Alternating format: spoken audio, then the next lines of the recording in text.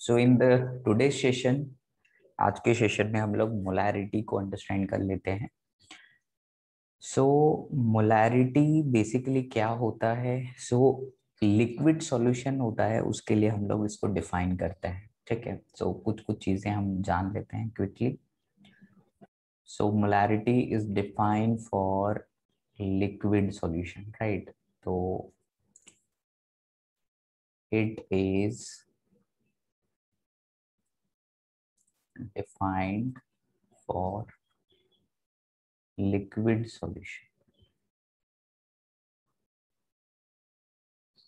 ठीक है, so we are going to measure the molarity for liquid solution, right? दूसरी चीज, इसका डेफिनेशन क्या होता है? So it is defined as it is defined as the number of moles of solute dissolved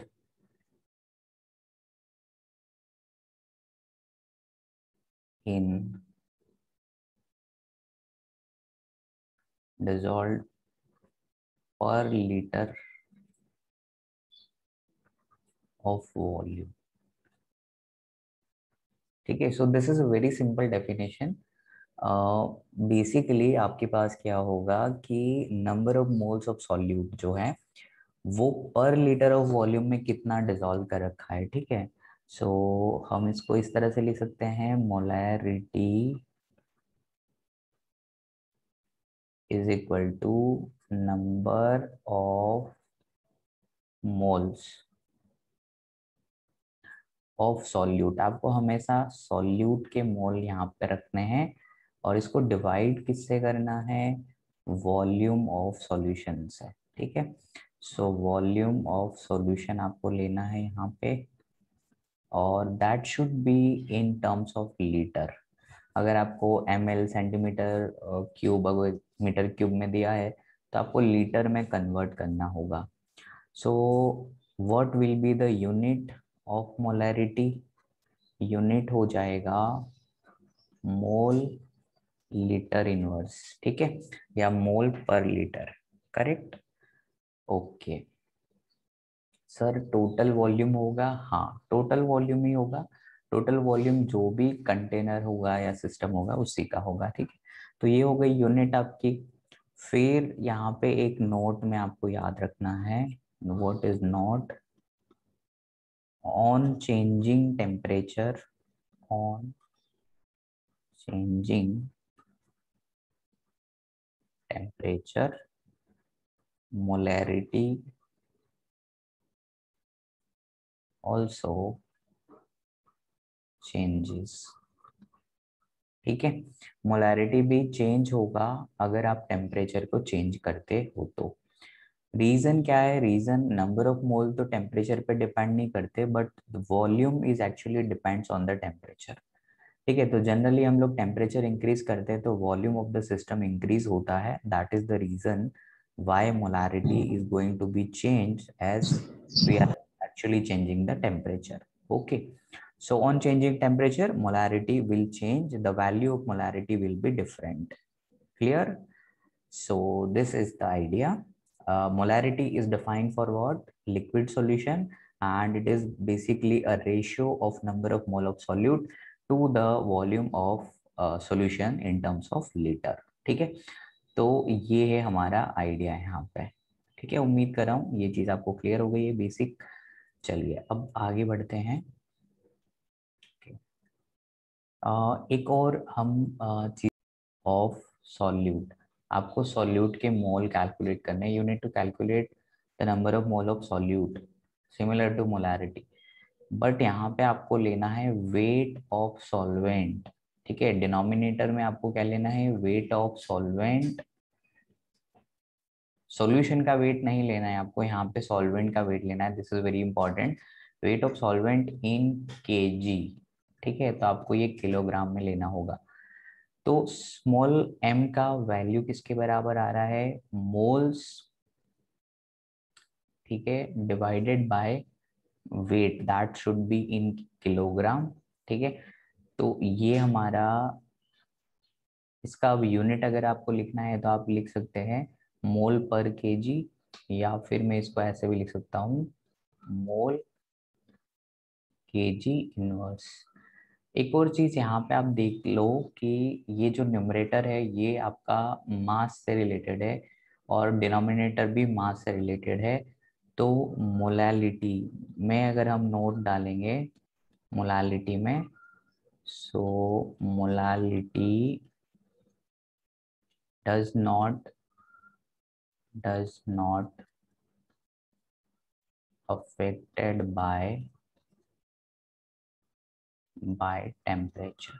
ठीक है, तो टेम्परेचर चेंज करोगे तो molality of solution will not change, right.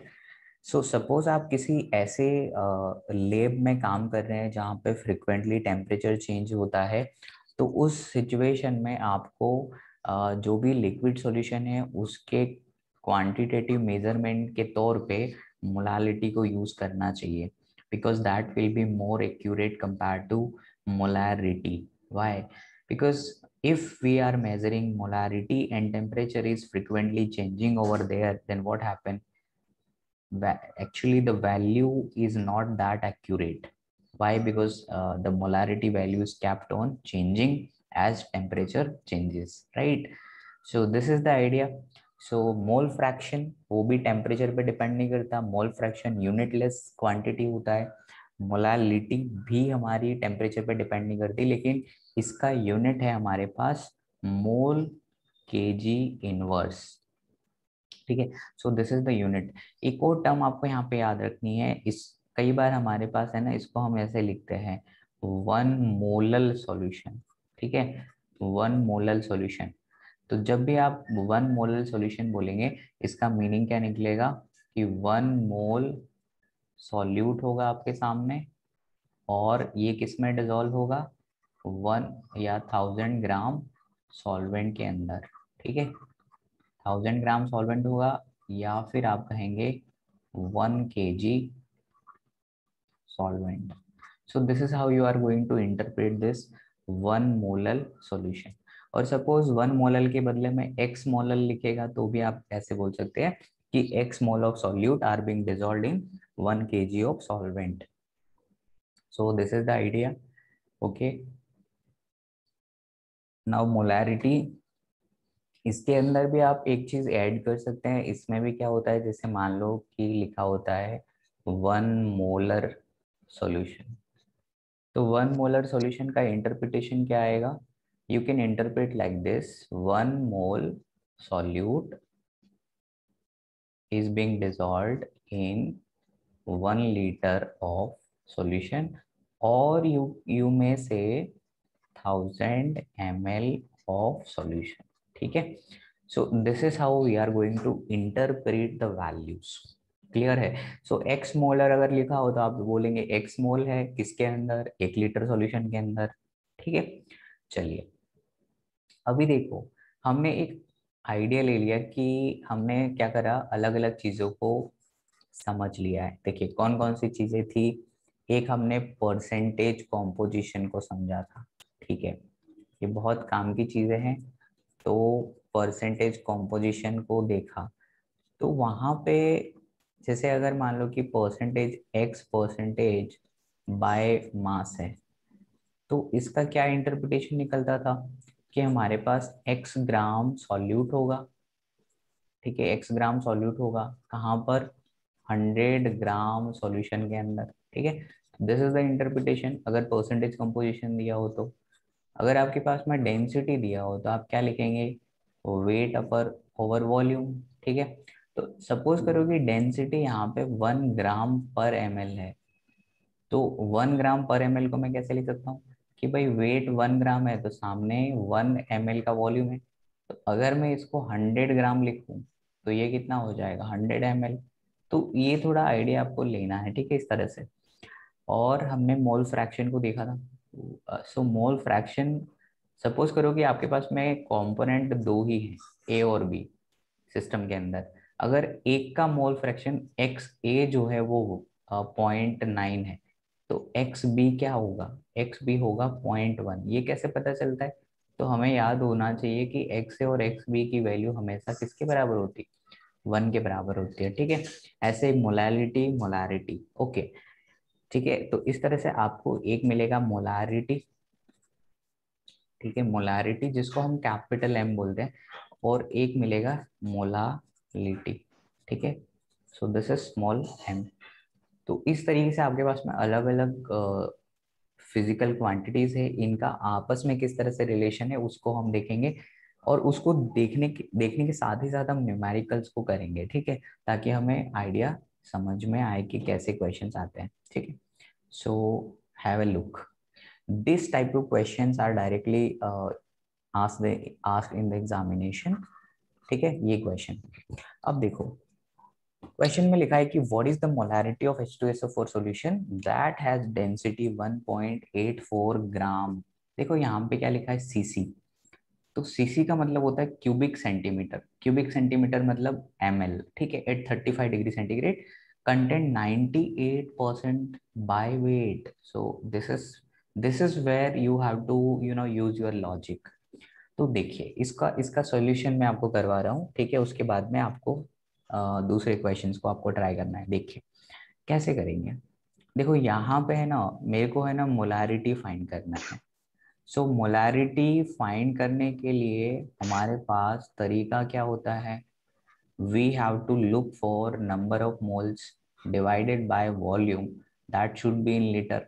तो यहाँ पे कहीं पे भी मुझे वॉल्यूम दिख रहा है, नहीं वॉल्यूम तो नहीं दिख रहा। तो वॉल्यूम नहीं दिख रहा है तो आपको डेंसिटी तो दिख रहा होगा।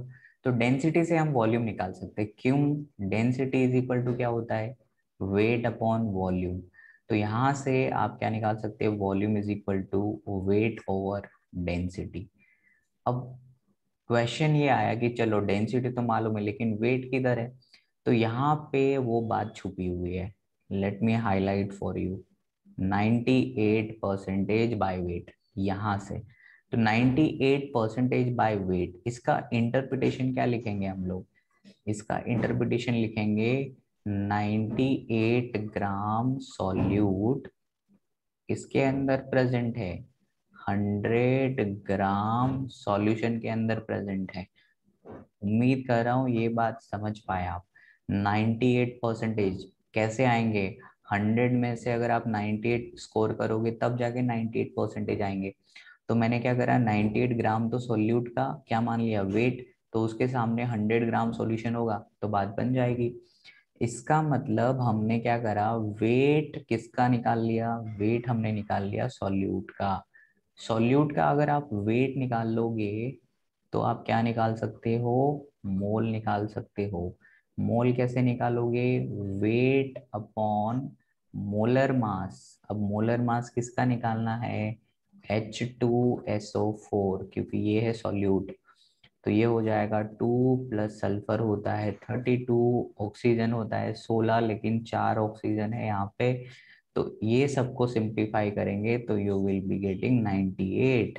तो यहाँ से आपने 98 से 98 कट कर लिया तो आपका आंसर कितना आ गया, 1 mole. Is that clear to everyone, it is very simple. Now ये जो वेट आपको दिख रहा है यहाँ पे 100 ग्राम सॉल्यूशन, ये 100 ग्राम सॉल्यूशन है वो किसके लिए होगा, ये होगा वेट ऑफ सॉल्यूशन। तो वेट ऑफ सॉल्यूशन अगर आप यहाँ पे रख देंगे तो वॉल्यूम ऑफ सॉल्यूशन कितना आएगा, 100 gram divided by density. Density is given to you that is 1.84। अब देखो यहाँ पे ग्राम क्यूबिक सेंटीमीटर है, that means gram per ml है। तो इसका मतलब वॉल्यूम हमारा ml में आ गया, लेकिन मुझे तो वॉल्यूम लीटर में चाहिए।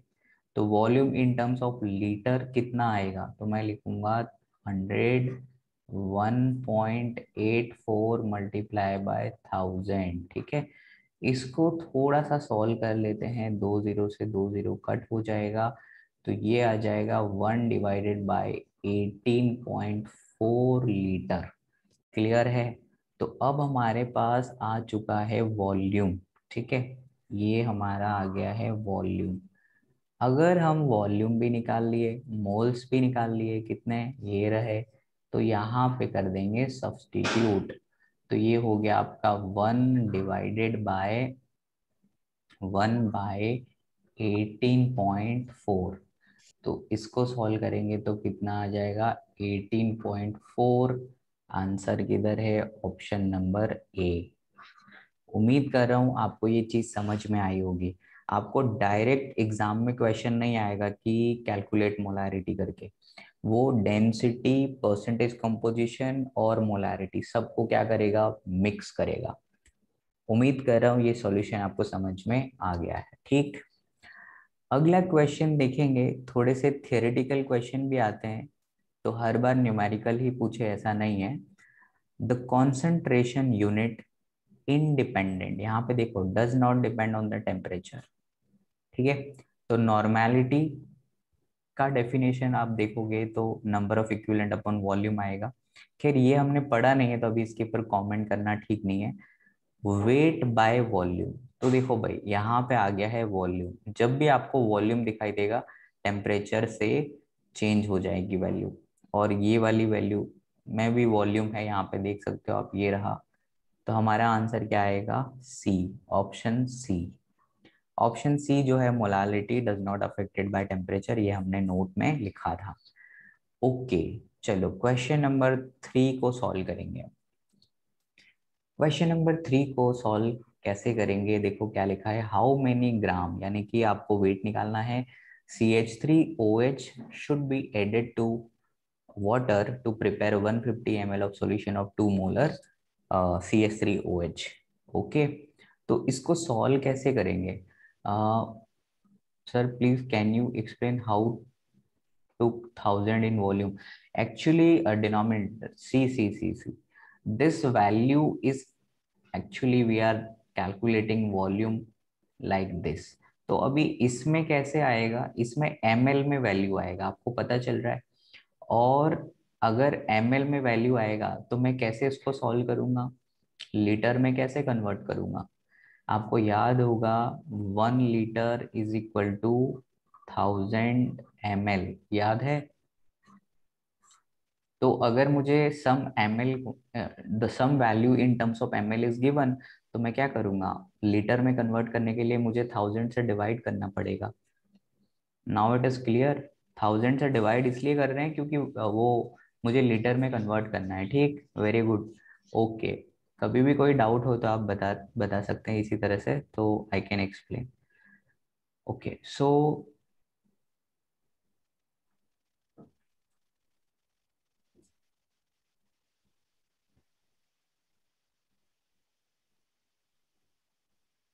ओके, सो अब हम नेक्स्ट क्वेश्चन को सॉल्व करते हैं। सो नेक्स्ट क्वेश्चन जो आपका है वो ये रहा। ठीक है, तो हाउ मेनी ग्राम वाला, ठीक है ना, इसको ट्राई करिए आप अपने लेवल पे, तब तक मैं इसको स्क्रीन को थोड़ा क्लियर कर देता हूँ।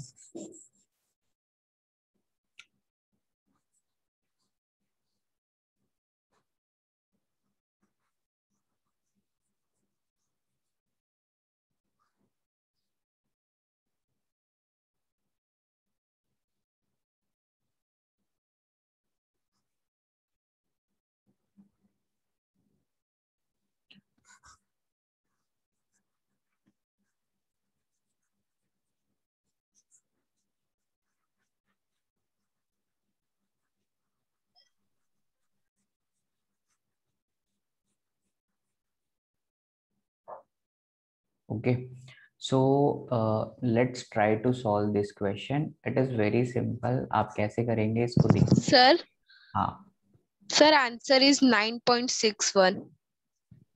Okay, you mean option C, right. So Yes.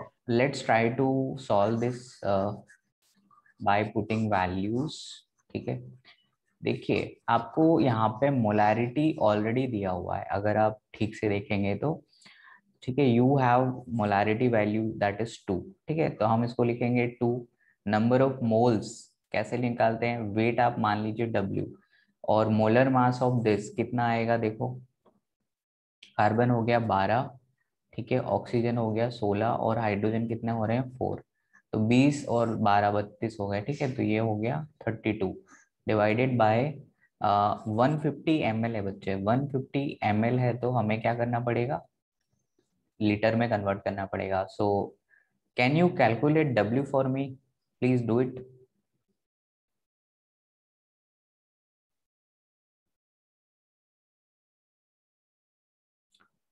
How much W you are getting?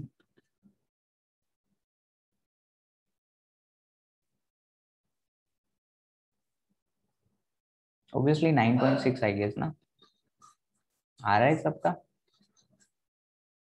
Yes, sir. ठीक है, ग्रेट. सो इस तरह के क्वेश्चंस आपको देखने को मिलेंगे. चलिए अभी इसको करते हैं. फिर से ऐसा क्वेश्चन आया नीट 2017 के अंदर, अगर आप देख पा रहे हैं. ठीक है, इज इट विजिबल स्क्रीन? ठीक है, देखो.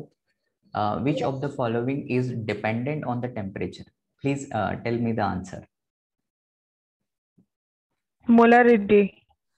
Okay, ऑप्शन बताइए. डी ना, ऑप्शन डी या ऑप्शन ए? ऑप्शन ए.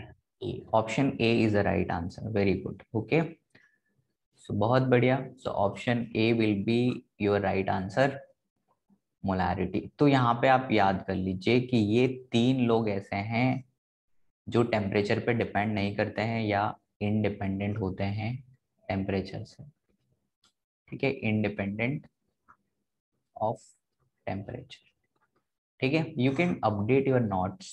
देखो, तो ये क्वेश्चंस फ्रिक्वेंटली रिपीट हो रहे हैं कि आपको है ना कोई भी फिजिकल क्वांटिटी देगा और बोलेगा कि टेम्परेचर चेंज करने से ये टेम्परेचर क्वांटिटी बदलेगी या नहीं बदलेगी. So this type of questions are there. ठीक है, so please prepare for the same. Now let's try to solve the second question.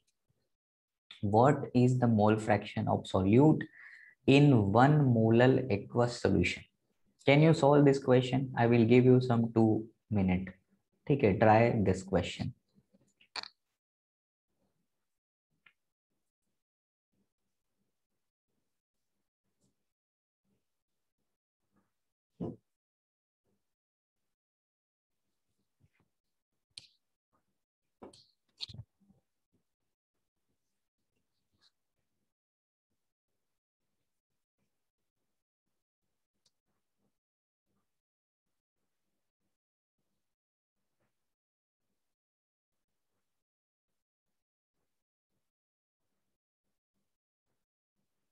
Sir, option C. Option C. Okay, great. जिन लोगों का आंसर आ गया option C, that is absolutely correct answer. ठीक है, देखो interpretation आपको आना चाहिए, that is 1 molal. Now see, मैंने आपको जब मैंने थियरी बताया था तब मैंने लिखा था कि 1 मोलल का क्या मतलब होता है, 1 मोल सॉल्यूट. ठीक है, 1 मोल सॉल्यूट कहाँ पर होगा, 1 kg सॉल्वेंट में होगा कि नहीं. सो दिस इज सिंपल इंटरप्रिटेशन. अभी 1 kg सॉल्वेंट, सॉल्वेंट है कौन, वाटर है. ठीक है, तो 1 kg का मतलब क्या होता है, 1000 ग्राम. और अगर मैं 18 से डिवाइड कर दूं तो ये क्या आएगा, मोल्स किसके आ जाएंगे, वाटर के. क्लियर है, तो ये वैल्यू आपको मिलेगा लगभग 55.5. ठीक, अब आपको क्या करना है, मोल फ्रैक्शन किसके निकालने हैं, सॉल्यूट के. तो कैसे निकालते थे, moles of solute already given to you, that is 1, and total mole of the system, so 55.5 plus 1. So how much, 1 divided by 56.5. क्या ये बात सबको समझ में आ गई है, ये Yes, आंसर. sir. ठीक, sir. Yes. Are you able to figure out this things. ठीक है, मोल फ्रैक्शन को डायरेक्टली नहीं पूछ रहा है वो.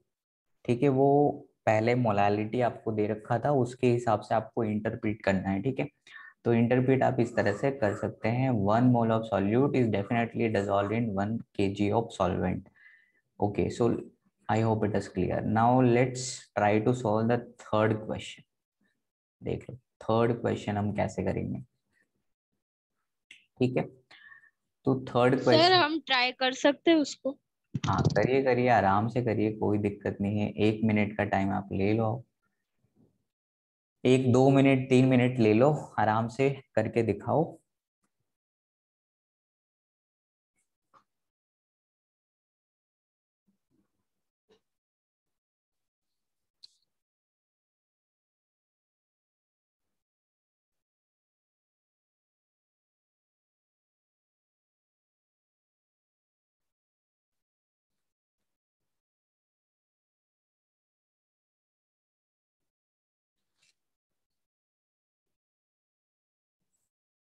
बंसरी का आंसर आ गया है ऑप्शन सी।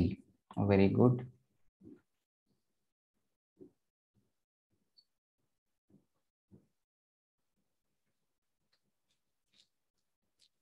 बाकी स्टूडेंट भी ट्राई करें।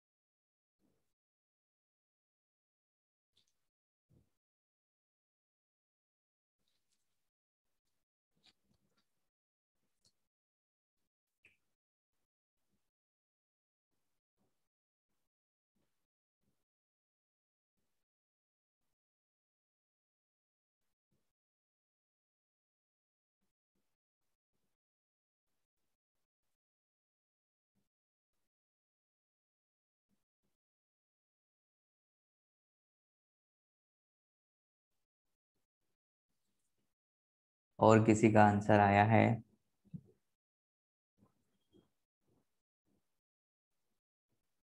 सर ऑप्शन सी।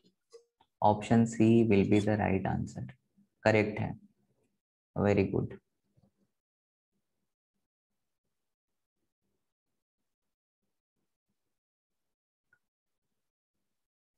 ओके, क्वेश्चन क्या कह रहा है पहले हम लोग आराम से समझते हैं। How many gram of concentrated nitric acid solution should be used to prepare 250 ml of 2 molar HNO3? Sir option C 450.0 45.0। Correct, option C is right answer.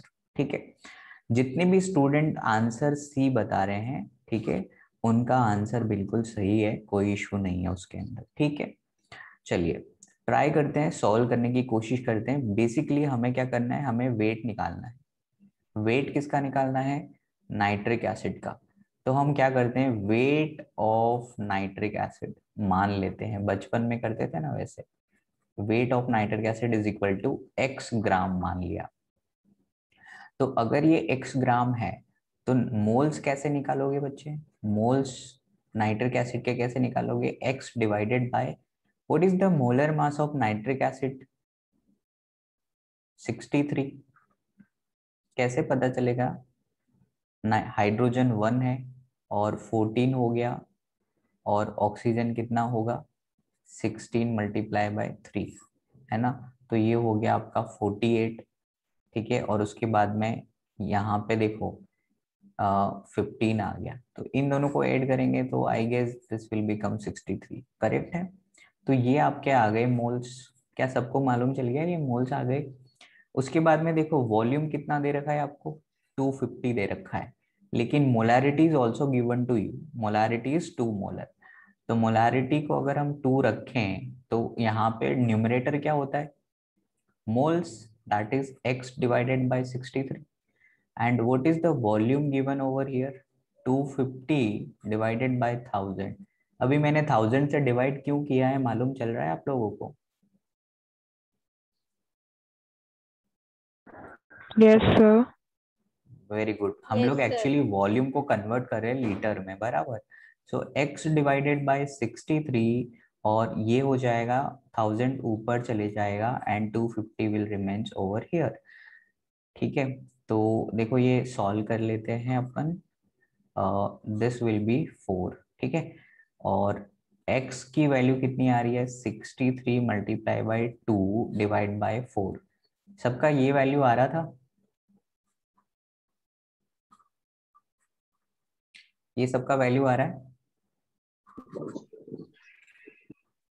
63/2?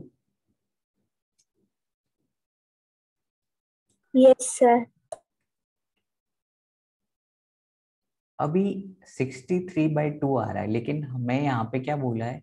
The concentrated acid is 70%. Now, what is the meaning of this 70%? Can anyone elaborate this thing?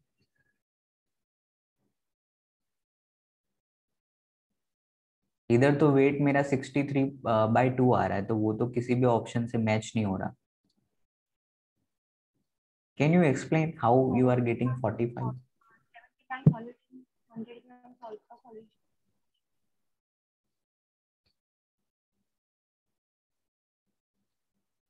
बंसरी पटेल, तुम बताओ.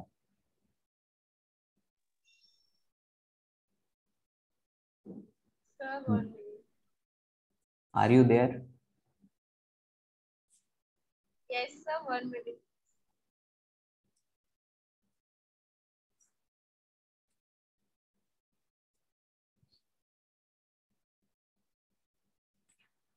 $70 solute in 100 g solution.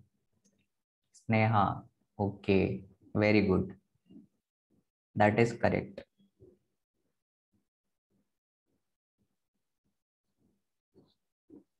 So दो student जिन्होंने option C बोला था, वो मुझे बताएं कि यहाँ पे आगे क्या लॉजिक लगेगा. Just I want to know कि आपने कैसे किया है. Sir, now we can do like 63/2 in 70 gram of solution. So in 100 gram of solution, we, we can find like that. That value, correct. Okay, you can use the unitary method. Very good. So the idea is very simple. Student ने काफी अच्छे से बताया है answer. देखिए, ये जो 63/2 value है ना, 63/2 वैल्यू, ये हमारा वैल्यू कहाँ पर प्रेजेंट है? ये 70% के अंदर प्रेजेंट है, तो 100% में कितना वैल्यू होगा वो आपको निकालना है. ठीक है. रिया बता रहे हैं moles of HNO3 is equal to 250 multiply by 2 by 1000.5. Okay, moles of HNO3. Okay, that is also a very good way to calculate number of moles. Yes, it is correct. No issue in it. Okay, so I now it is And clear. sir, we have to find HNO3. So sir, we can do 0.5 into 63 into 100 upon 70. So we will get 45 grams. Correct, correct. So there are various way we can think of, right? So बहुत अच्छी बात है, आप लोगों ने काफी अच्छा answer दिया है. I am very impressed. ठीक है, देखो ये क्वेश्चंस हमने कर लिए हैं यहाँ पे. चलो आगे बढ़ के देख लेते हैं कुछ और क्वेश्चन है या नहीं है. ओके, है, हमारे पास काफी क्वेश्चन है. ओके, तो एक काम करना है कि अभी टाइम लिमिट एक्सपायर हो जाएगा, तो you can take the screenshot of this and आपको इसको सॉल्व करना है अपनी नोटबुक में. अभी हम कोशिश करेंगे कि जितने हो सकते हैं करेंगे. ठीक है. ये क्वेश्चन आप देखिए, ये क्वेश्चन आपको जेई एडवांस एग्जाम में पूछा गया था 2009 के अंदर. और इस तरह के क्वेश्चन को सॉल्व करने के लिए हमने एक तरीका बताया था कि एवरेज एटॉमिक मास कैसे निकालते थे. तो देख लो, आपका जो भी देखो Fe54 है, 56 और 57 है. So these are the 3 isotopes. और नेचर में उनका अबंडेंस कितना है? 5%, 90% और 5%. तो एवरेज एटॉमिक मास कैसे कैलकुलेट करते थे? 5 मल्टीप्लाई बाय 54, है ना. तो ये हो गया हमारा फर्स्ट आइसोटॉप. दूसरा है 90%, दैट इज 56. तो 56 इंटू 90% प्लस हमारा 57 कितना है? 5%. तो 57 को 5% रखेंगे. डिवाइड किससे करेंगे बच्चे? 100 से. जो भी वैल्यू आएगा वो आपका आंसर करेक्ट होगा. ठीक है. तो जेई एडवांस लेवल के क्वेश्चंस हैं ये. ठीक है. और ये भी क्वेश्चन जेई एडवांस से पिक किया गया है. ठीक है. और ये मेंस का क्वेश्चन है, और ये भी मेंस का क्वेश्चन है. आप देख लीजिए. तो बहुत मुश्किल क्वेश्चंस नहीं है. आप आराम से अगर कंसंट्रेट करके चीजों को अंडरस्टैंड करेंगे तो कोई मुश्किल नहीं है कोई भी कॉम्पिटिटिव एग्जाम को क्लियर करना. ठीक है. तो ट्राई करके देख लो. इसको आपने कैलकुलेट करना है तो you will get the answer of this question, the last question. अभी ये क्वेश्चन आपको ट्राई करना है राइट नाउ, उसके बाद में ये ऊपर वाले क्वेश्चंस भी करने हैं, but we will discuss later on next in the next class of course. अभी तो टाइम लिमिट नहीं है उतना। चलो, इसका सॉल्यूशन आपने कर लिया क्या? कैलकुलेशन कर लिया इसका? जितना भी आएगा आप कर लेना आराम से। ये क्वेश्चन ट्राई करिए। Dissolving 120 gram of urea, molecular weight is already given to you, in 1000 gram of water gave a solution of density is given to you, the molarity of solution is। ठीक है, this is very good question, आप try करके देखिए इसको।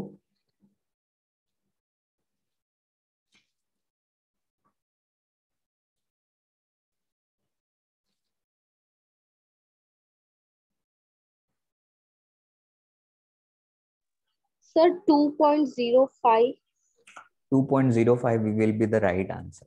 Okay, जिस भी बच्चे का आंसर ये आ रहा है, बिल्कुल सही आंसर आ रहा है। ठीक है, और बाकी स्टूडेंट भी सॉल्व करेंगे आराम से, कोई ऐसा हार्ड एंड फास्ट नहीं है। You can take your time. और जो हमारा मेन फोकस रहेगा वो इसी तरीके के प्रीवियस ईयर के क्वेश्चंस के ऊपर रहेगा, कॉन्सेप्चुअल क्लैरिटी पे रहेगा, ताकि मिनिमम एफर्ट पे आपको मैक्सिमम आउटपुट मिले। अननेसेसरी बहुत सारा बर्डन आपको अपने ऊपर नहीं लेना है। ठीक है, just focus on what I am teaching to you, that's it. उससे बाहर कुछ भी एग्जाम में नहीं आता है। आप आराम से इन चीज़ों की प्रैक्टिस करिए। और इट इज़ बेटर कि आप, है ना, जो कैलकुलेशन वाला पार्ट है उसको थोड़ा स्पीड अप करिए। स्पीड अप करिए मतलब जो एडिशन, सब्ट्रैक्शन, मल्टीप्लिकेशन, डिवीजन छोटे नंबर्स के ऊपर है, वो जल्दी जल्दी आप याद करने की कोशिश करिए। मतलब जल्दी सॉल्व कैसे करते हैं वो सीखिए। और दूसरी चीज़, आपको ये मोलर मास जल्दी